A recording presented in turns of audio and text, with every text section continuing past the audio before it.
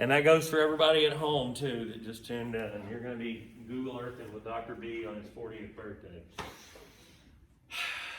To talk about first civilizations and empires of sub-Saharan Africa. Now we will have a sort of brief little few moments of review of the civilizations of northeastern Africa, i.e. Egypt, that we've already discussed. And I'll talk a little bit about the Berbers of North Africa and the Garamantes of the Sahara. So this is not 100% strictly sub-Saharan, but we will focus on sub-Saharan Africa. That is Africa below, south of the Saharan Desert. And we'll kind of cover a broad swath of time here that will actually bring us up all the way to like the 15th century, because this will be our second foray into Africa, but we won't be back to Africa for some weeks now, so we want to cover some ground. First thing to note, if we're talking about Africa, is that the first hominids, proto-human beings, were thought, or have been found, I should say, not just thought to have, but have been found to have lived in the East African Rift Valley of modern-day Kenya, which would be, if we're looking here, right about here, 3 million years ago.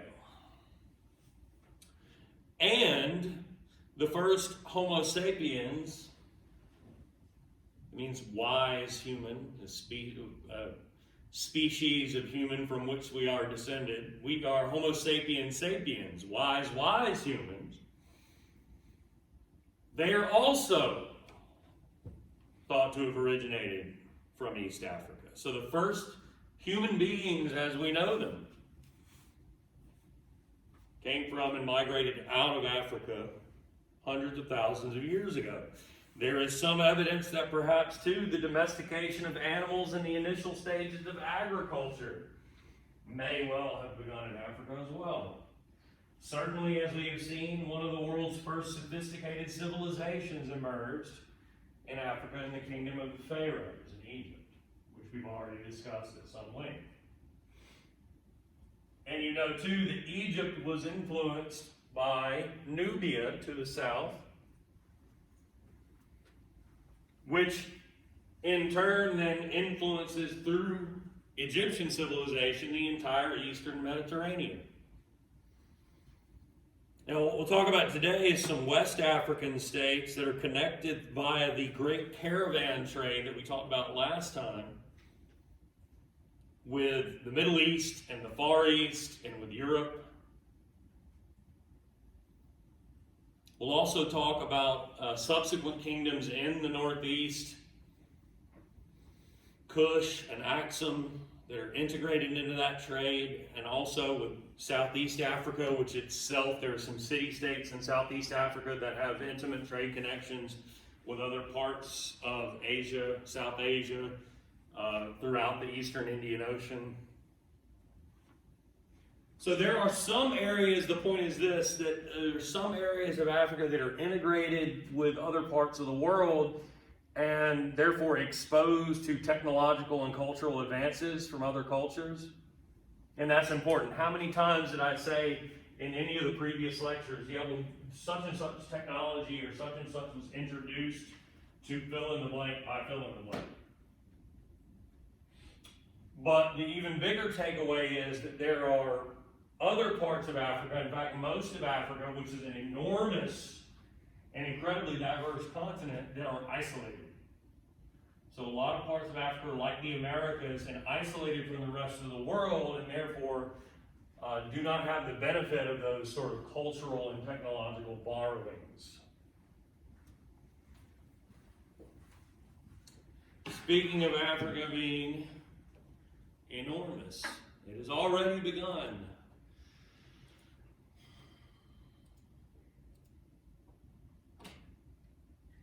We will fly across the Atlantic. You know, when I was a kid, there are different map projections, especially for like maps of the entire Earth or globe. And the sort of go-to projection back when I was a kid, like America would be huge and Europe would be huge and Africa would be like, half the size that it is. It minimized the size of Africa and other parts of the world. This, of course, does not, and you can see the entire United States could just about fit inside the Sahara Desert.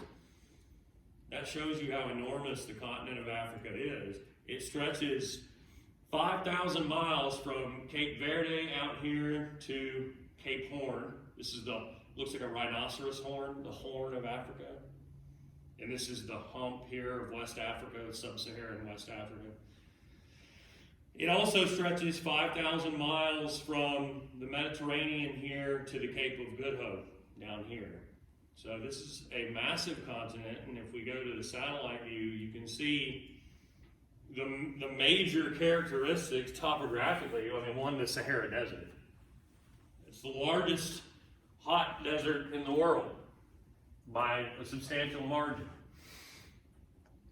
Along the Mediterranean coast, though, you can kind of see it's fertile. Some of it's hilly and rocky, but it's incredibly fertile, so there's a little bit of a lush North African coast. But also, too, it's been divided from the rest of the continent, historically speaking, and as you know, will become strongly Arab-Muslim after the time of Muhammad and the early spread of Islam. Below the Sahara, which there have, isolated, there have always been trade links and trading routes through the Sahara that have connected north of Africa to the rest of it.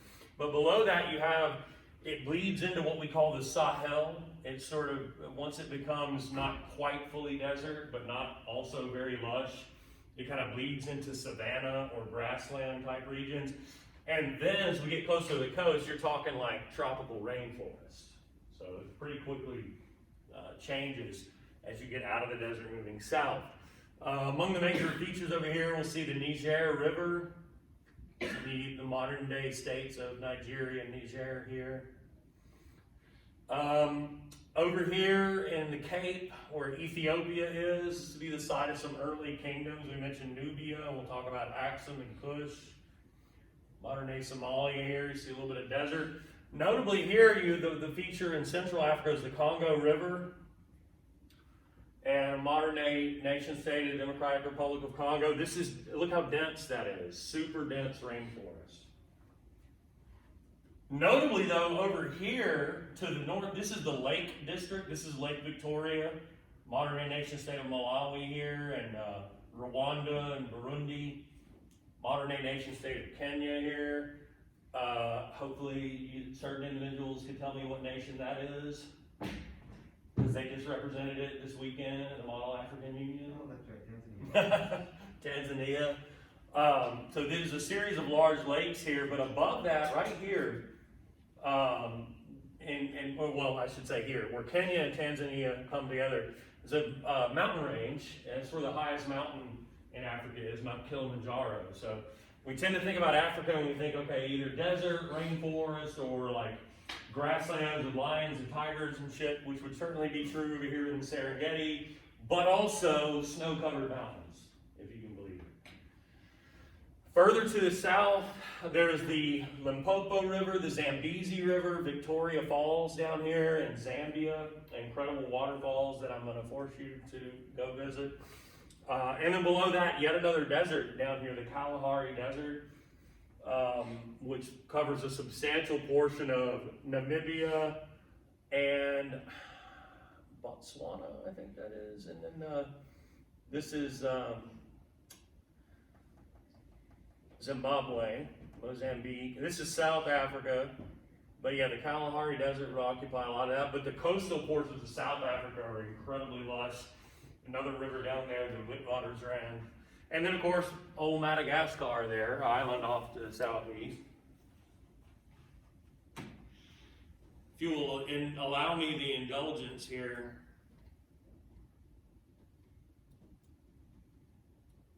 let's see if we can find Uhuru Peak.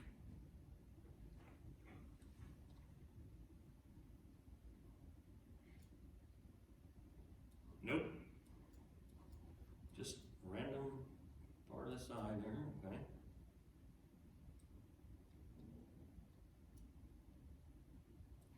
also not where I wanted, but you can see we're above the clouds, so pretty substantial mountain. There it is.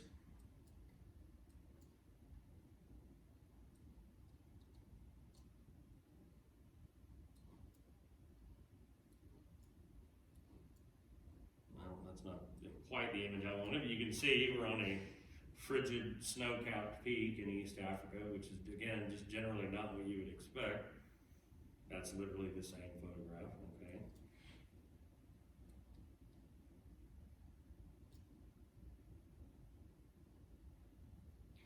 Well, at least you can see it there. Uhuru is the Swahili word for freedom, by the way. We'll talk about what Swahili means. But pretty incredible. What I will do, rather than try to find the perfect shot of the mountain itself from the bottom, is just do this.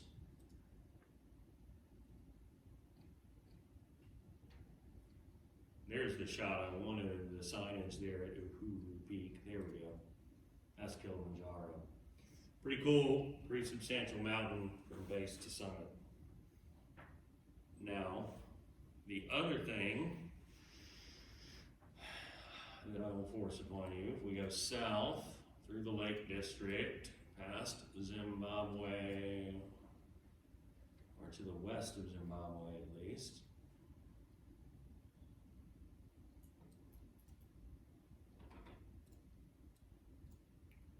is Victoria Falls.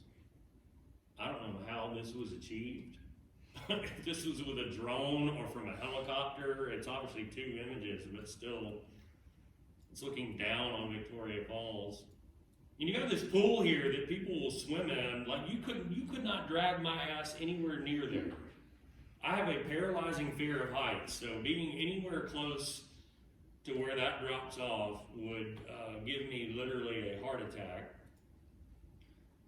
But there are animals, crazy individuals who will screw around and swim in there.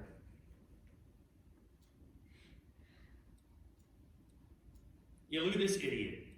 Look at that. He's like, hold my feet so I don't go over. It's like a porter that they've hired to took him up there. They're like, hold my feet. God, no chance. Absolutely not, ever, no. Because it's all quiet and calm here and, precipitous drop off. But incredibly beautiful. Quite a scene, always with the rainbows there, the mist in the air. Would love to go, never been. But just in any case, some of the things that one would see if traveling about the African continent.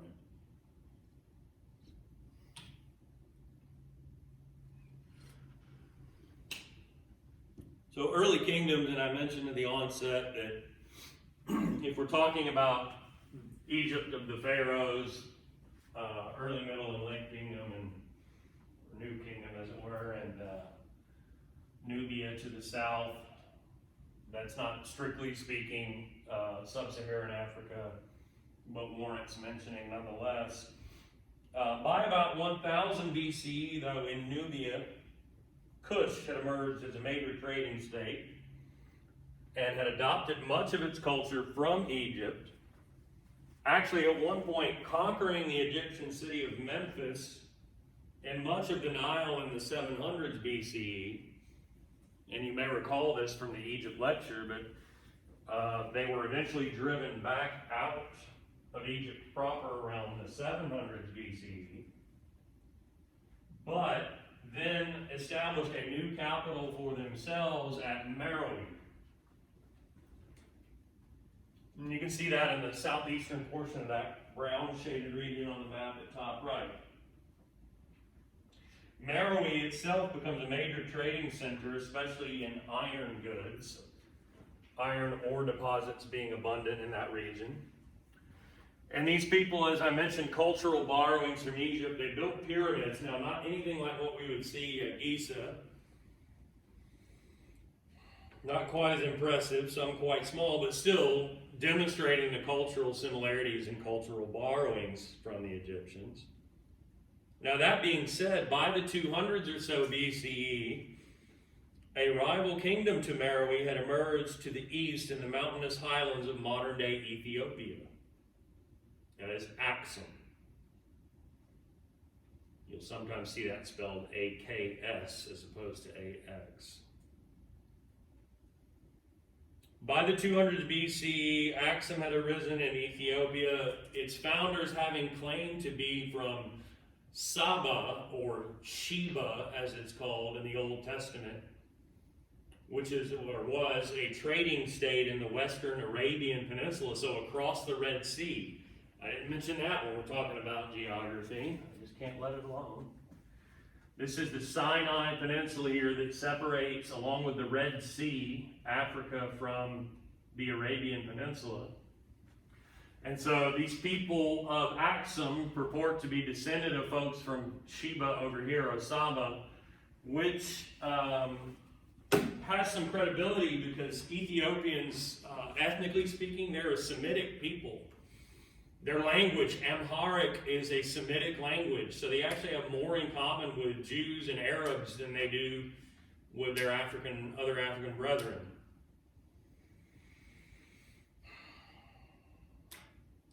Aksum was a crucial spot in terms of trade. They're located right in the middle of trade routes coming in from the Mediterranean and also going out to the Indian Ocean. It tells you something that in the 19th century, during the period of imperialism, the British saw fit to colonize Egypt for the explicit purpose of building a canal right here. The Suez Canal, and you're able to steam ships from Mediterranean and into the Red Sea, and not have to go all the way around Africa to get into the Indian Ocean, because those trade linkages for the British, their budding empire in South Asia, were so important. Aksum exported things like ivory, frankincense, and myrrh, slaves, imported things like textiles and wine and olive oil from Europe. At one point in the 300s CE, actually conquered neighboring Meroe and created a joint empire that rivaled at that time that of Rome. What's notable about Aksum, other than the fact that they built this empire that rivaled Rome, that is scarcely acknowledged in our sort of popular historical understanding, is that its rulers converted to Christianity, making it therefore similar to Rome at the time in another way. And that's important because Ethiopia will remain a sort of bastion of Christianity in what's going to become, in a few hundred years after that, a region characterized by Islam. And to this day, it's this little pocket of Christianity and an otherwise sort of Arab-Muslim sea. Now, what about the Sahara itself, though? Obviously a harsh and mostly inhospitable climate, though we should note that a large portion of the Sahara that's now inhospitable desert used to be hospitable. It has undergone what we call desiccation. That is, area that used to be fertile is now a desert. And so some of the region that is now Sahara Desert used to be actually hospitable and was indeed inhabited. And also we should note that inhospitable though the heart of it was, there was always a lively trans-Saharan trade network. By at least 1000 or so BCE. And in the north, the hub of that trade, the sort of linkage between sub-Saharan Africa and Europe, was Carthage. You remember, Carthage was the Phoenician colony that becomes an empire, and its demise only brought about by the Punic Wars with Rome. That was the sort of go-between for connecting Europe with the rest of Africa. And the trade that took place, I was about to lose my shit if I realized that had not started, but it was just the battery going low. So I'll lose it later when the battery dies and the lecture doesn't finish. You'll see. The Berbers, pastoral inhabitants of North Africa, were often the ones to transport goods between Carthage and sub-Saharan Africa, bringing food products and manufactured goods from Carthage and bringing back up from sub-Saharan Africa.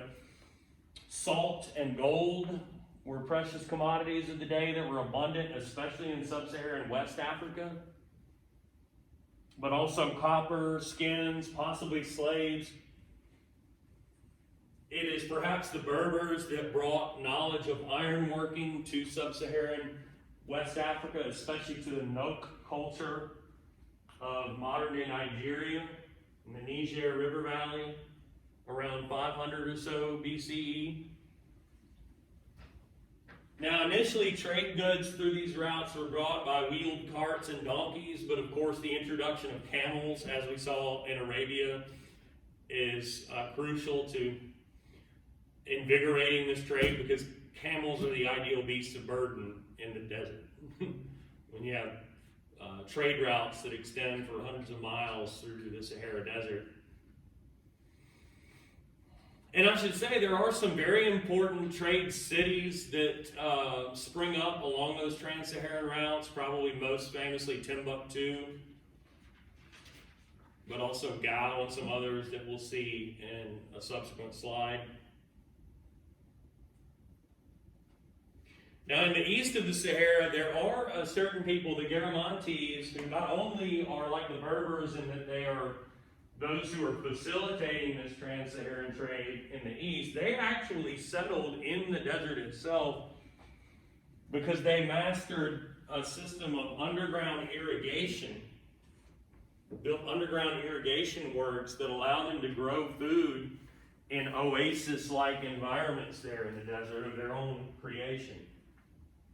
And they ferried gold and slaves from sub-Saharan East Africa to the Roman Empire in exchange for glass, metal, olive oil, wine, and so on.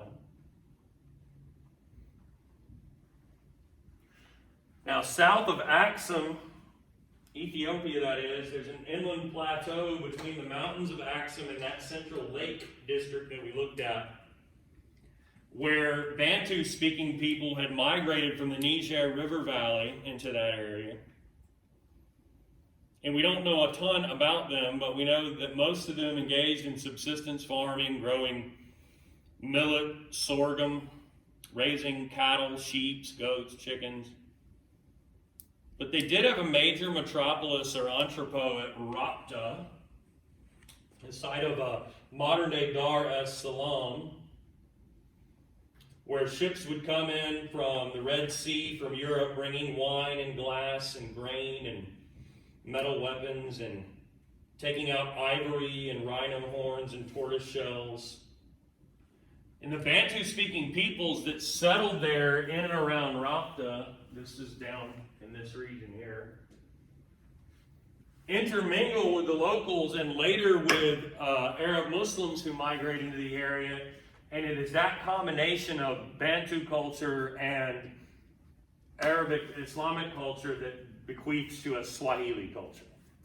Combination of Bantu and Arab Islamic. And if you look at that map, it shows you in the center there the Bantu migrations over, of course, a long period of time. But Bantu, culturally Bantu, ethnically, linguistically Bantu peoples from the Niger River Valley here over time migrated first into the Lake District and east of that. Modern day Kenya and Tanzania, where by the way Swahili is one of the official languages today. And also over here to the Congo River Valley. And then there's a subsequent wave of migration even farther south, where Bantu peoples will migrate into southern Africa, the modern day South Africa, Zimbabwe, and so on.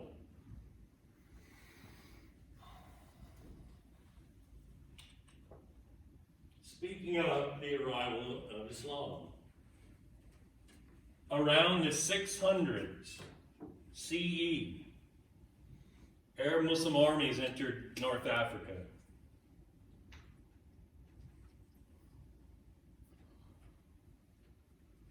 Conquering Egypt, isolating Christian Axum, conquering the Berbers of North Africa, and then Islam spreads across the Sahara into both Sub-Saharan East and West Africa,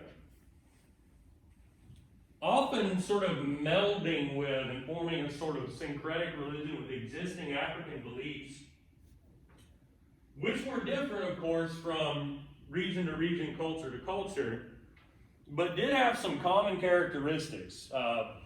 Pantheism, that is polytheism, in which there are multiple gods, but there is one single supreme God. That's similar to what we saw among the Arabs prior to Muhammad and Islam. Belief in an afterlife, the veneration of ancestors, so holding ancestors in an especially high regard and honoring them through certain rituals or rites, for they were part of your lineage group or your clan. And clan, almost like we saw with the tribes of Arabia, is of supreme importance in African civilizations. And honoring your clan, and especially your ancestors, would influence how the gods would behave. They are anthropomorphized, in other words. Needless to say, some of the tenets of Islam run counter to this. Most notably, the very first tenet of Islam, that is monotheism. But also the rejection of things like spirit worship in Islam. The point being that sometimes those prohibitions and strictures were ignored, and certain elements of Islam were adopted and others not. Now, I mentioned that Islam arrives in Africa in the 7th century, specifically 641 in Egypt, when Arab Muslim armies seized the Delta region, ending 200 years of Byzantine rule. Many of the locals in Egypt actually welcomed this change, having been heavily taxed by the Byzantine Empire for some time. Even welcoming, too, were the Christians of Egypt, known as the Coptic Christians. Coptic Christianity is like the Eastern Orthodox Christian faith. It is separate institutionally from the Roman Catholic Church, even though there are not a ton of differences in terms of what they believe and how they practice their faith. They have their own pope at the old Christian, original Christian bishopric of Alexandria in the north of Egypt. But they had been persecuted as heretics by the Byzantines. And as you know, early Arab Muslim empires were generally tolerant of Christians and Jews as long as they paid their tax,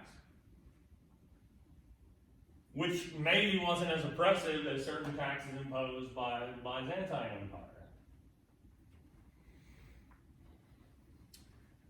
The Muslims moved the capital of Egypt from Alexandria further inland to Cairo, which remains to this day the capital of Egypt. The idea here was that this would offer protection from the more powerful, at that time, Byzantine fleet. When a lot of Egyptians converted to Islam to escape the taxation, you know this is a phenomenon too. The Muslim empires were generally tolerant if you paid the tax, but what's more, you could avoid the tax by simply converting to Islam, agreeing to serve in some capacity, and so on. And eventually, Arab Muslim armies will extend their rule and their empire throughout what they called the Maghreb, the West. That is, all of North Africa, from Egypt to Libya to Tunisia and Algeria, all the way to Morocco and the Strait of Gibraltar, and even across that and into Spain, the Iberian Peninsula. And you'll remember this from the Islam lecture. They very nearly made it all the way into France, and would have were it not for the Battle of Tours and Charles the Hammer Martel.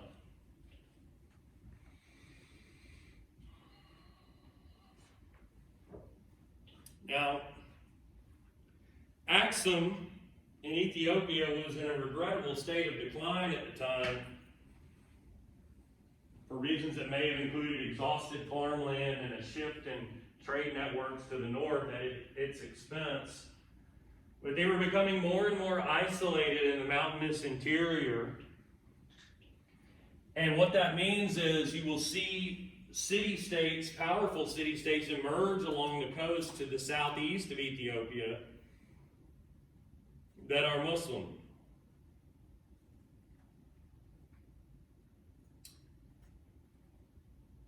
Now, the Muslim city-states on the coast and Axum got along okay at first. There was a lively trade with Axum providing gold and ivory and frankincense and myrrh and slaves. But by the 1100s, they were in conflict. And by the 1400s, where this lecture will end, this had devolved into essentially an all-out holy war between Ethiopia and the particularly powerful Muslim city-state of Adal.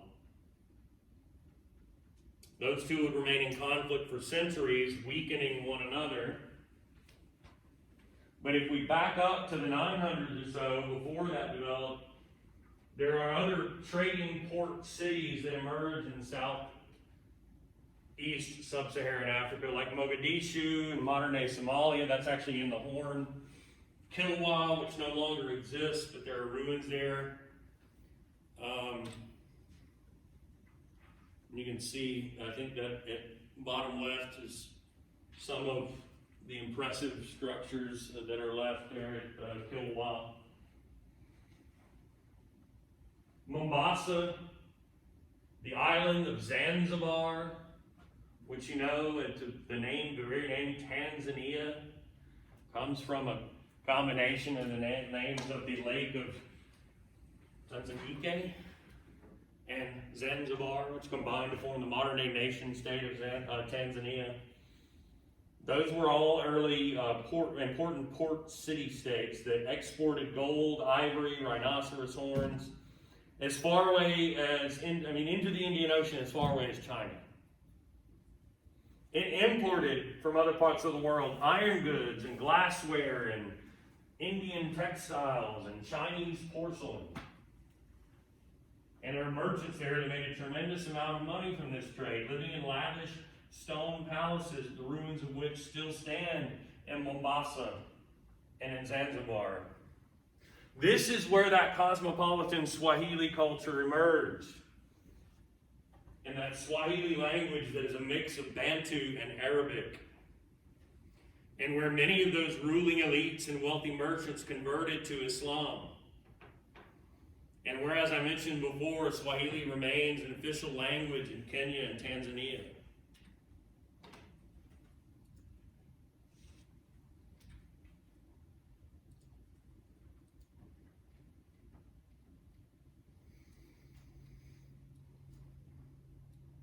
So, if we zoom out, so here's Somalia, there's Ethiopia, there's Mogadishu. Here's Mombasa, Kenya, major port city.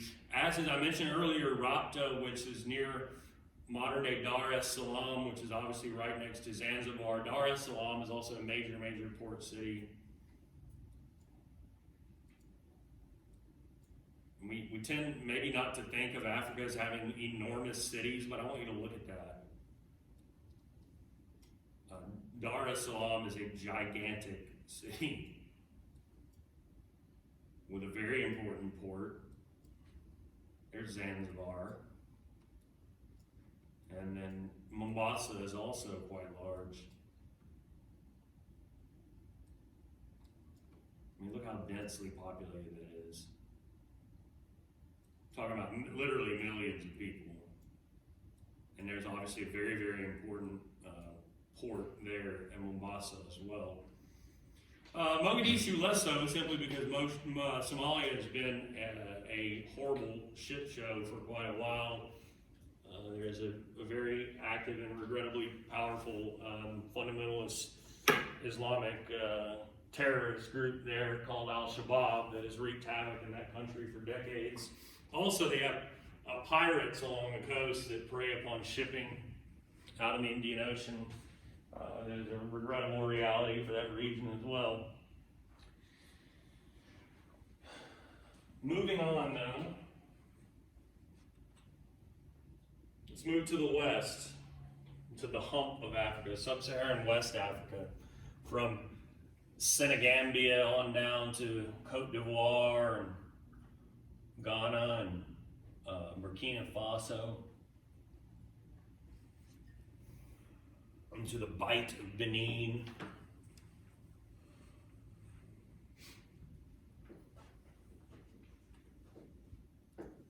Just can't stop. I told you I was not gonna restrain myself today. So beginning around Mauritania here, south of, this is Western Sahara purports to be an independent nation, though Morocco does not recognize it. And below that you have Mauritania, mostly desert, Mali to the east of that. And then the hump sort of begins here. We talked about Cape Verde earlier, but Senegal, the Gambia, named for the Gambia River, Guinea-Bissau, Guinea, Sierra Leone, Liberia, Cote d'Ivoire. You can tell some of these were colonized by the French during the imperialist period.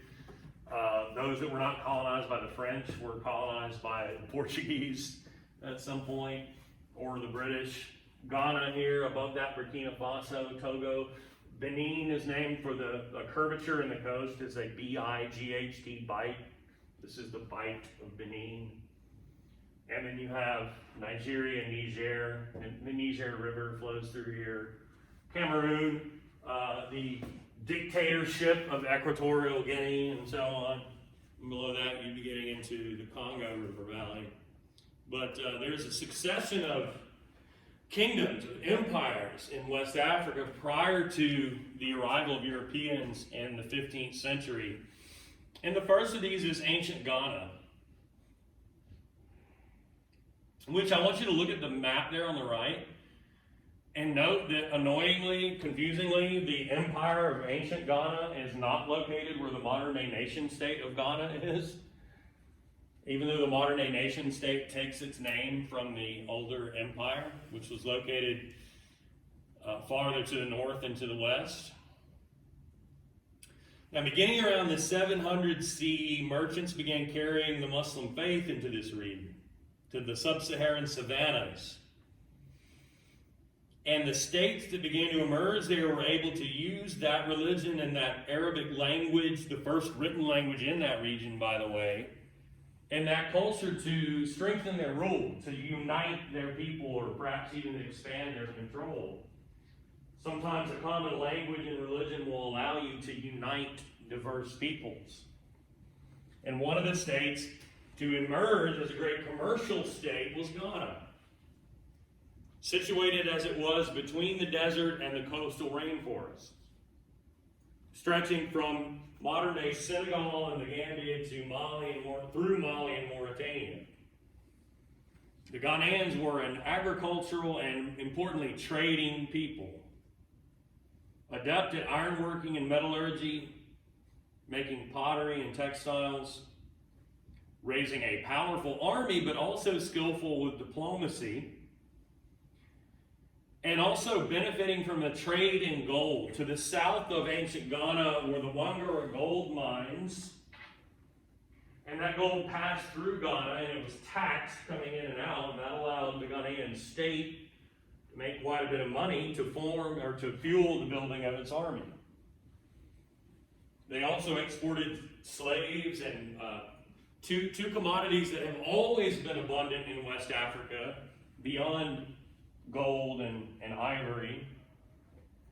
Palm oil from palm trees, which can be used for a variety of different things, and cola nuts, as in K-O-L-E, from which Coca-Cola comes. The cola nut was important in certain West African rituals and rites, and was an important export commodity for the Ghanaians, for whom trade was facilitated by the Berbers, especially a sect of Berbers known as the Almoravids, who were the ones who bring Islam in force to Ghana in 1062 by way of invasion. And the Ghanaian capital of Kumbia falls in 1077. Kings of Ghana never converted to Islam, but they did allow their subjects to convert to Islam, and so it takes hold in that region.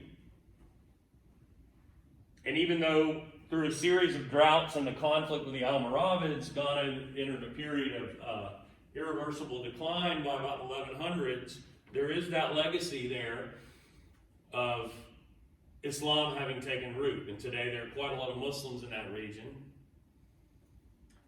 And regrettably, in the case of Burkina Faso and northern Nigeria, that also takes the form of a fundamentalist, extremist, violent terrorist organization. In that case, known as Boko Haram.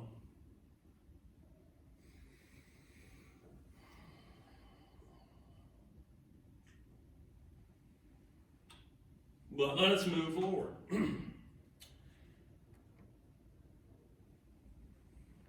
The Malian Empire stretched from the Atlantic coast to the edge of the desert at Timbuktu and Gao, those important trading cities that I mentioned, in the heart of the desert, but also south and into the Niger River Valley. The origins of Mali go back to the 600s, but it emerged as a major empire in the wake of that Ghanaian decline in the 1100s and 1200s CE. And the great Malian king Sundiata took control of all that had been ruled over by Ghana's kings and the Wangara gold mines. So unlike Ghana, which simply benefited from the gold passing through its realms, the Empire of Mali will control the gold mines themselves. And like Ghana, will generate tremendous wealth from that. In addition to its people, who were primarily, of course, agricultural, growing things like sorghum and millet and rice in the savannas between the rainforest and the desert. They organized their empire by designating local rulers as tax collectors known as manses, and who served as also quasi-religious, sort of combination religious and bureaucratic or administrative local rulers. The actual king of the empire itself was known as a Mansa too, the most powerful of which was the son of Sundiata, Mansa Musa, who is notable for at least two reasons. One, depending on how you measure it and what you believe, he may well have been one of the richest rulers, if not the richest of all time. And two, he actually converts to Islam and actively patronizes the spread of the faith in the Malian realms. He actually even undertakes at one point the Hajj, the pilgrimage to Mecca, and comes back and brings with him scholars, Muslim scholars that he brings back from the heart of the Arab Muslim world, and inserts them at Timbuktu at the Sankor Madrasa, which is to say Islamic University. And so not only is Timbuktu then a way station for the trade across the Sahara, it becomes an intellectual and cultural center with a great mosque and a school of Islamic law and literature and science,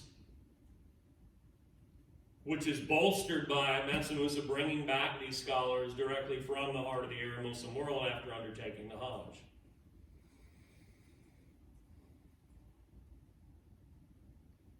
Now, there is a view of West Africa that gives you an idea of how the Malian Empire is sort of ideally situated when it comes to these trade routes through, into, and out of the Sahara, up from the coast, from further east, straight through the Sahara up to modern-day Morocco, and Tunis and Tunisia and Tripoli and Libya. And you see Timbuktu is here in the heart of it all, and there's Gao, the Niger River flowing out like that. The next great empire of the region that will be the one great empire of the region upon sort of European arrival, and likely story, as we'll hear as a refrain the rest of this course, in a period of unfortunate decline at just the wrong moment, will be the Empire of Songhay. At its height, it was the most highly advanced society on the African continent. And to quote from a particularly poignant line in your textbook, its destruction set in motion events that would pave the way for the Atlantic slave trade and the myth that African peoples lacked civilization. The origins of its people lie in Gao, to the east of Timbuktu in western Sudan, around the 700s. But it did not rise to rival Mali until the late 1400s after the death of Mansa Musa.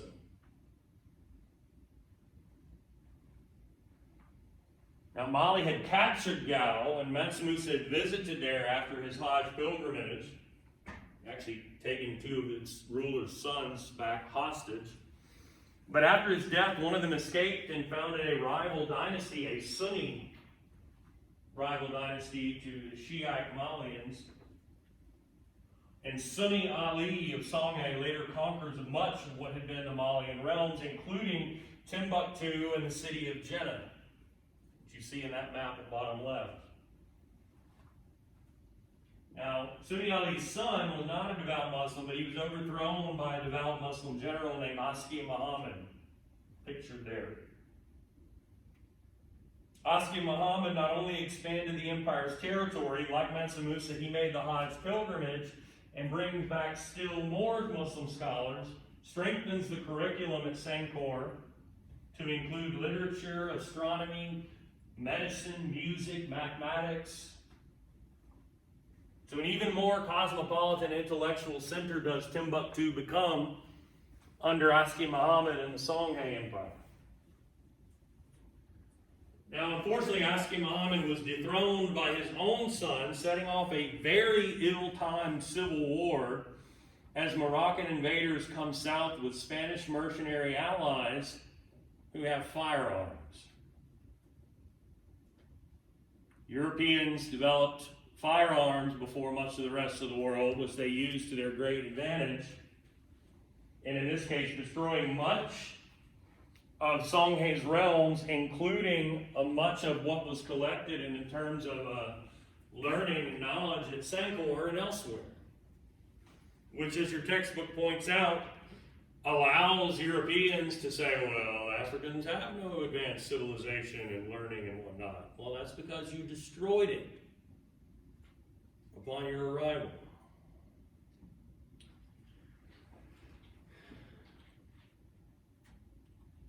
I was going to say, at the time of European arrival, and I don't have the map here, I thought I did, but there would be some other sort of lesser kingdoms along the coast, coastal sort of rainforest kingdoms, like Benin and Dahomey and Oyo in this region here. And that's important because they'll be the sort of first points of contact when the Portuguese begin sailing down the coast of Africa and establishing trading networks. And we'll discuss that whole process in a later lecture. But lastly, Central and Southern Africa. And I'll remind you of the sort of major geographical features here. The Congo River, obviously, here, and the rainforest that surrounds it. This is the Lake District we talked about. And then you have the Zambezi River here. That's where Victoria Falls was that we looked at. And then the Limpopo. And down here, the Orange River and the Witwatersrand. And of course, the Kalahari Desert I mentioned, which encompasses much of this here, along with the Namibian Desert.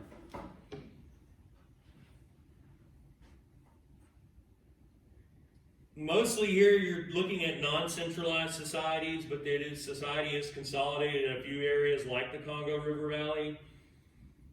In the center of the African continent, you have the kingdoms in 1300 of Luba and Congo with a K, south of the mouth of the Congo River, stretching eventually as far as Angola to the south.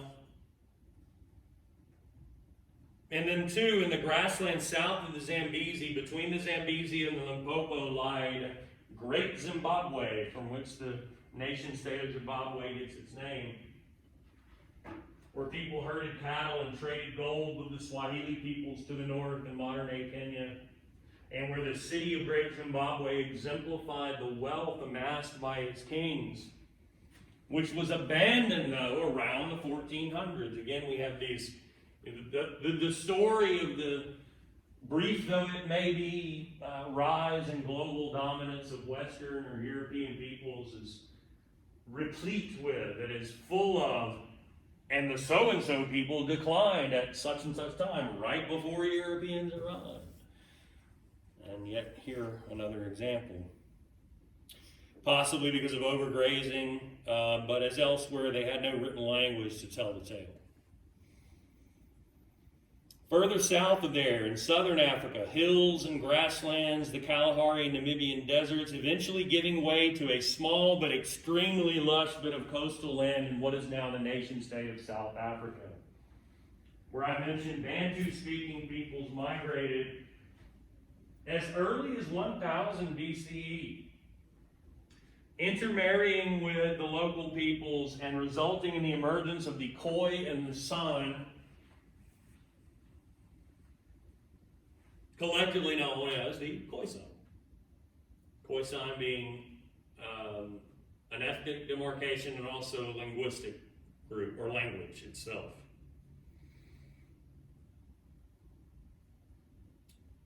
Now, these people were mostly herders and hunter-gatherers, but some Bantu peoples over time would come to dominate the region, most notably, if we're getting up to the time of European contact, the Zulu. The Zulu armies dominate all of southern Africa, vanquish all foes before them. But as we'll see with others from West Africa to the Sudan and down here to southern Africa, courage, valor, numbers, experience, history of glorious victories, none of that matters when you're up against far superior technology, which is what Europeans will eventually bring to the African continent in terms of the technology of war. So just setting all of that up. That'll be less relevant for the Zulu until sort of much later. When we go to West Africa, we're talking about European contact in the 1400s and into the 1500s. Now, when it comes to Southern Africa, we're not talking about it until much later, centuries later. But just setting all of this up, because we're going to have to pivot away from Africa for a little bit and want to remember all of this when we come back. Any questions? Any at all? All right, well, done a little bit early.